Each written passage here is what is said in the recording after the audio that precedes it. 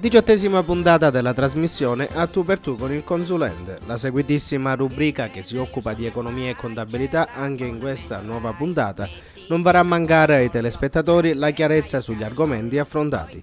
La preparazione del ragioniere veneziano vi permetterà di capire meglio determinati temi, molto spesso definiti caldi e complessi. Nella puntata in onda domani, domenica e in replica durante la settimana, il dottor Veneziano risponderà ai diversi quesiti arrivati in redazione. Un nuovo appuntamento con la sua rubrica. Quali gli argomenti trattati? Molti, io non so quale prendere prima. Parleremo intanto per quanto riguarda le indennità date di maternità per le commercianti e le artigiane. Ne abbiamo già parlato, però vengono requisiti nel quantum della situazione e ne parleremo in modo chiaro. Parleremo anche della certificazione per i fabbricati. Chi deve vendere casa non può vendere casa se non ha fornito di certificazione specifica, e quindi diremo chi è in condizione di fare le certificazioni, quali sono i tecnici abilitati ed altro. Parleremo anche di compro oro.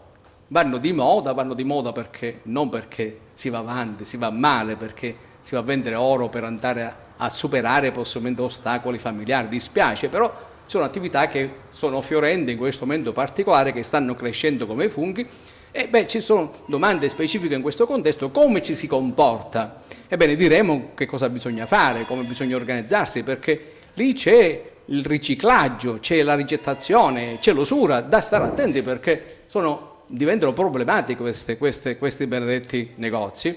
E parleremo di tutti questi bei quesiti che stanno arrivando. Parleremo anche un quesito riguardante l'impiegato pubblico. Può fare l'amministrazione di una società?